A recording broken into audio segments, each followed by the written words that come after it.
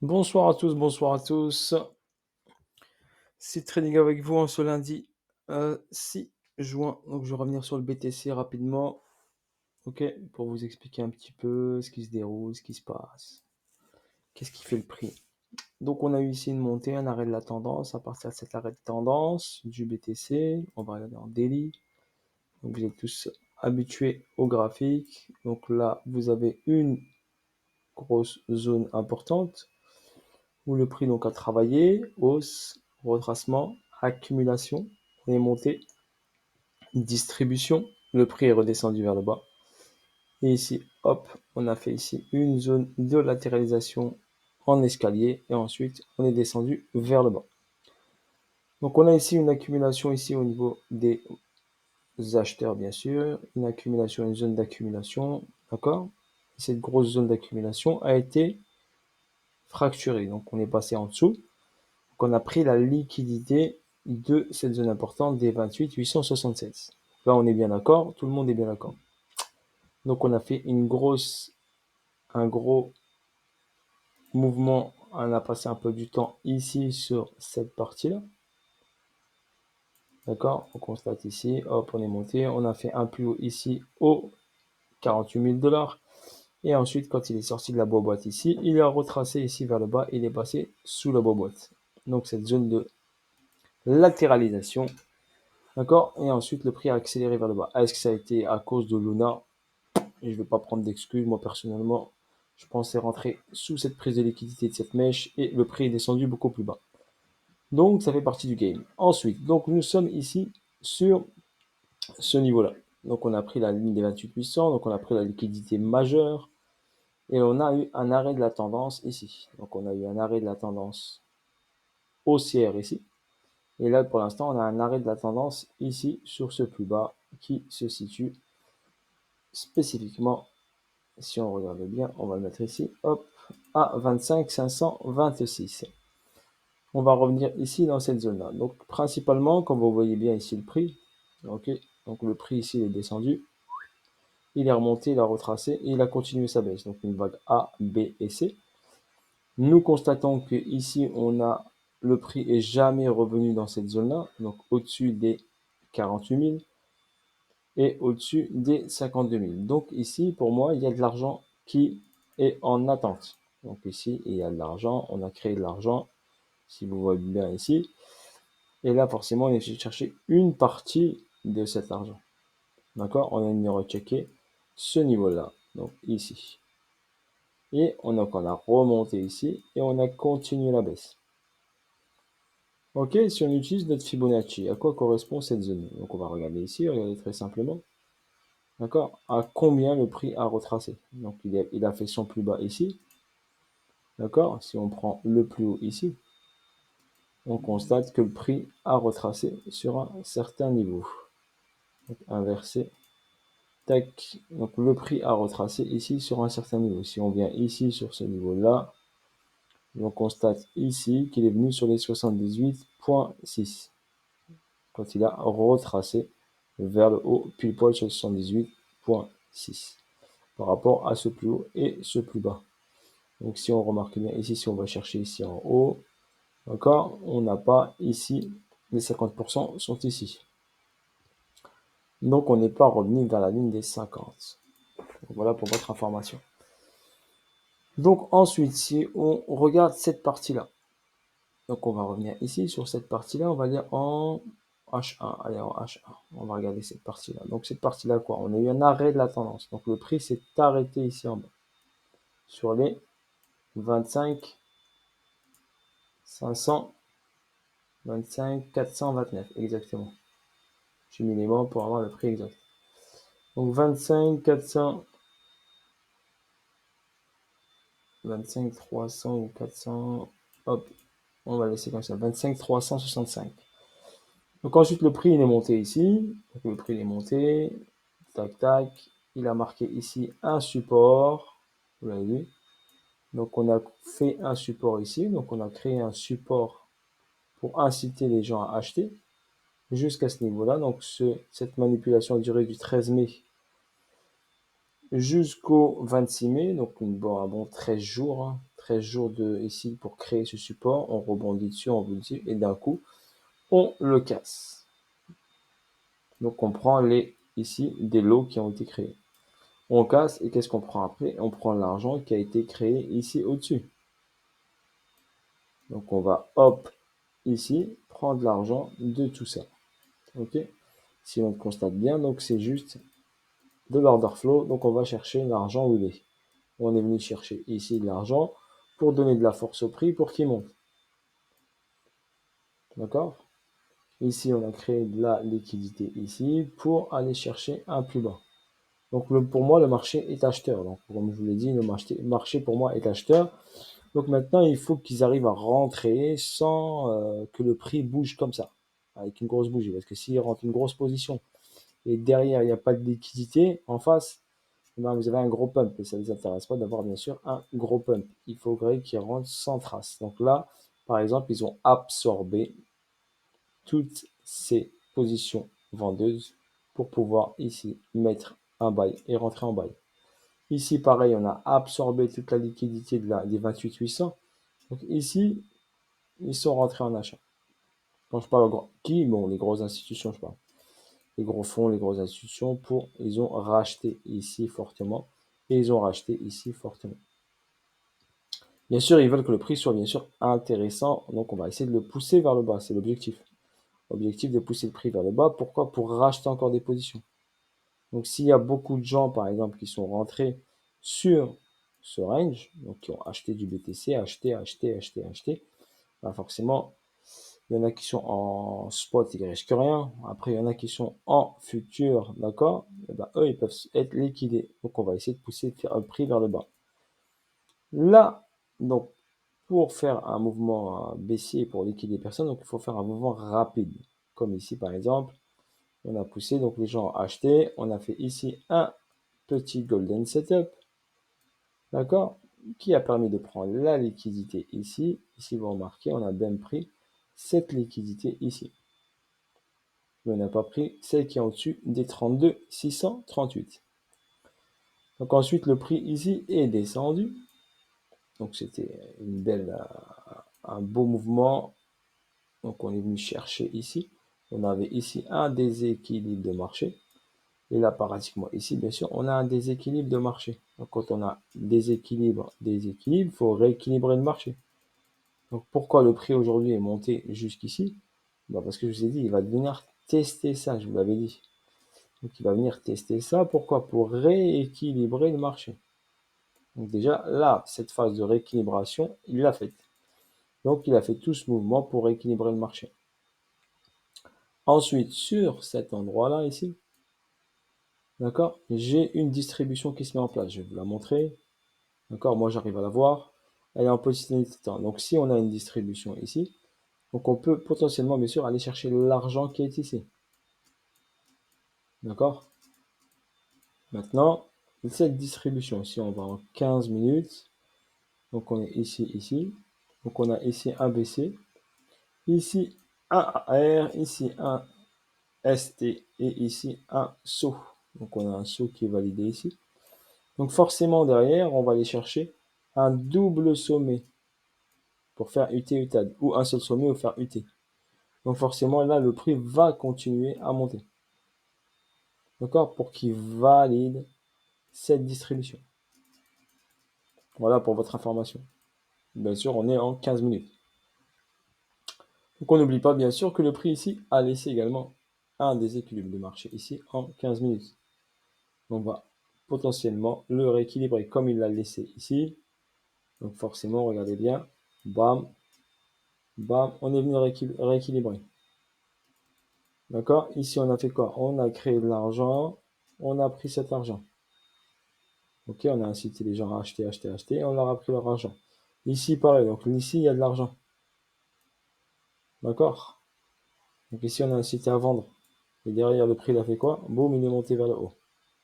D'accord? Donc c'est tout une schématique de liquidité, un cycle de liquidité qui s'effectue pour qu'ils puissent rentrer leur position acheteuse sans faire trop de traces. D'accord?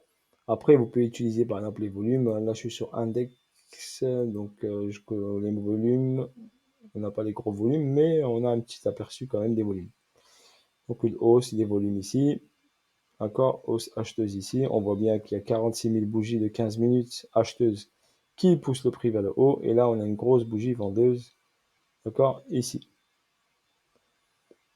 Donc là, quand on constate, on regarde ici le prix, ben, c'est quoi? On a une hausse et on a un arrêt de la tendance. Donc la tendance s'arrête. Donc ici, on doit faire une cause. Donc on a une cause qui se met en place. D'accord? Cette cause, il faut qu'elle se finisse. Donc comme je vous ai dit, possibilité bien sûr qu'on fasse un UT, tac, un UTAD et on va chercher vers le haut et potentiellement on peut prendre cet argent. J'ai bien dit potentiellement, c'est pas obligatoire, mais plus judicieux de le prendre. Pourquoi? Parce que ici, si on prend tout cet argent ici, on peut aller derrière faire une grosse baisse. D'accord? Pour aller prendre l'argent ici en bas et tout cet argent qui a été créé. Ce qui est intéressant pour eux. Ensuite, la zone intéressante. Donc on est en discount. Pour faire une grosse baisse, bah, l'idéal ce serait qu'on passe en premium. Donc en premium, ici, la zone des 50, elle est là, daily, 34 675. Donc idéalement, pour faire une grosse chute, bah, je vous dis, hein, par rapport avec mon expérience, il faut que le prix passe en premium. Ça, c'est la première information. Deuxième information, ici, il y a de l'argent. Donc on va venir chercher cet argent. D'accord? Il faut venir le chercher pour bouger. N'oubliez pas ce que je vous ai dit déjà. Un prix bouge si il prend de l'argent. Si on va en... On va aller H1. On va aller en H1. Ici, d'accord? On a ici créé de l'argent. Regardez, toute cette trendline ici, c'est de l'argent. Il y a des dollars. Ok? Donc là, on a ici, hop, un début de descente et on a créé de l'argent. Donc on est remonté, on a pris ici, on va dire, la moitié. Donc il reste toute cette partie à prendre. Ce niveau se situe quoi? Sur les 39 000 dollars. D'accord? Mais on ne peut pas forcément partir jusqu'en haut tout de suite. Ok? Donc, ce qui nous intéresse ici, c'est de passer au-dessus de la ligne des 34 600. Donc, revenir en premium. La zone premium, elle est là. On sait quoi ici? On sait qu'il y a de l'argent. Méthodiquement, on sait qu'ici, on a un price delivery, un déséquilibre de marché. D'accord? Regardez, on a une accélération baissière. Donc, forcément, il y a forcément des ordres vendeurs sur ce niveau-là. Donc, si je vous trace ici ce niveau-là, donc je prends ce niveau-là ici. Donc, regardez, là, hop, sur ce niveau-là, on va le mettre en bleu, allez, bleu. Donc, si sur ce niveau-là ici, on a une accélération. D'accord? Une accélération baissière. Cette accélération baissière a été provoquée à quelle heure? Elle a été provoquée à l'ouverture US. Donc là, vous avez une entrée US. D'accord? Donc cette entrée US, bien sûr, sera fortement, bien sûr, défendue. Donc on ne va pas laisser le prix aller au-dessus là tout de suite. C'est ce que vous voulez dire. D'accord? Donc, le prix peut potentiellement donc prendre l'argent de cette tradeline qui a été créée. Donc c'est une tradeline. Hein. On prend l'argent de ces sommets qui a été créé. On a incité les gens à acheter. Parfait. Donc il y a des acheteurs avec eux. Donc ils vont pousser le prix vers le haut, finir leur distribution pour aller chercher cette zone. Cette zone, elle est en premium. Donc cette zone spécifique, si je vous mets ici par exemple, hop, le prix de cette zone-là, on va aller là. Allez, hop, ici. On va le mettre en rouge. Allez, rouge. 35 264. Donc, il faudrait que le prix passe au-dessus des 35 264. D'accord? Passe au-dessus des 35 264, ce qui est très, très intéressant pour nous. Pour valider également une incursion en premium. Donc, quand on est en premium, et bien, on est sur de préférence une incitation vendeuse. Donc, de préférence, on vend. D'accord? On essaie de ne pas vendre sur la ligne des 50, donc il faudrait dépasser la ligne des 50. Donc logiquement, il faudrait dépasser la ligne des 50 et peut-être revenir dans cette zone-là où les US ont vendu le BTC. D'accord? Où il y a des entrées vendeuses. On le voit bien avec cette bougie, cette accélération baissière H1. Ok, voilà pour moi ce que je vois. Donc après, bien sûr, on doit prendre tout ça. Donc si par exemple on vient aux 35 000 $, allez, je vais être gentil, je vais dire 35 000. Et là, on est quoi? On est à 25 000. Donc là, vous avez une chute de 10 000 $ minimum qui s'effectuera. Ok? En plus, donc je vais vous montrer un autre graphique. Donc ce graphique qui est là, il me reste combien de temps? 5 minutes. Donc ce graphique qui est là, regarde, pourquoi moi je spécifie ça? Parce que ici déjà j'ai un gap au 35 885 CME en daily. Donc forcément il doit refermer ce gap. Donc potentiellement le prix peut revenir au-dessus pour fermer le gap et aller titiller bien sûr la zone qui est là, d'accord, que je vous ai montré principalement. Car ici on a des ordres ici, hop, on a une accélération baissière ici, donc forcément on peut revenir ici sur la zone. D'accord? Sans la prendre. D'accord? Parce qu'il y a des ordres vendeurs des grosses institutions. Ok? Donc ce niveau serait intéressant d'y revenir parce qu'on doit avoir un gap qu'on doit fermer, plus ici, et on pourra aller bien sûr en zone premium. Donc ce qui est intéressant, c'est ça. Ensuite, on irait ici. Donc on a méché ici sur le niveau du gap ici, pour l'instant, qui n'a pas été fermé complètement. On est juste le titiller ici.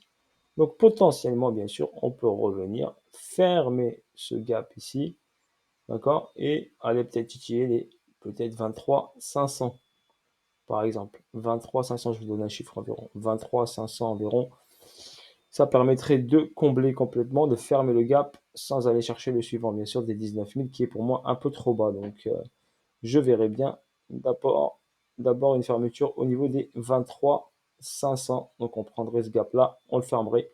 Et ensuite, on validerait un retournement de situation pour aller chercher un peu plus haut la zone que je vous ai dit des 52 000 $ et au-dessus. Et on peut bien sûr, ici, regardez, on a ici un trou de cotation ici. Donc sur cette zone des 52-53, donc on peut potentiellement aller chercher cette zone-là et voir bien sûr un peu au-dessus. On peut même aller ici tester la TH sur les 64 000 $. Voilà pour votre information, mais on va y aller step by step. Pour l'instant, ce qui nous intéresse, c'est le comblement de gap, d'accord? Une incursion en premium pour, pourquoi pas, aller chercher, bien sûr, une belle chute de pratiquement, allez, pratiquement 12 000 $ de chute, qui se fera pas en ligne droite, bien sûr, mais 12 000 $ de chute, potentiellement, d'accord? Voilà ce que je peux vous dire en ce qui concerne le BTC. Voilà. Sur ce, site Trading était avec vous. Je vous souhaite une bonne soirée à vous tous. Je voulais vous faire cette petite vidéo explicative, je l'avais dit sur Twitter. Voilà. Donc n'oubliez pas, quand vous voyez qu'un trade est un peu trop facile, inquiétez-vous. Il ne faut pas que ce soit trop facile. D'accord? Acheter des supports et vendre des résistances, pour moi, c'est trop facile. Donc faites attention à tout ça. Ok? Même principe, le triangle parfait.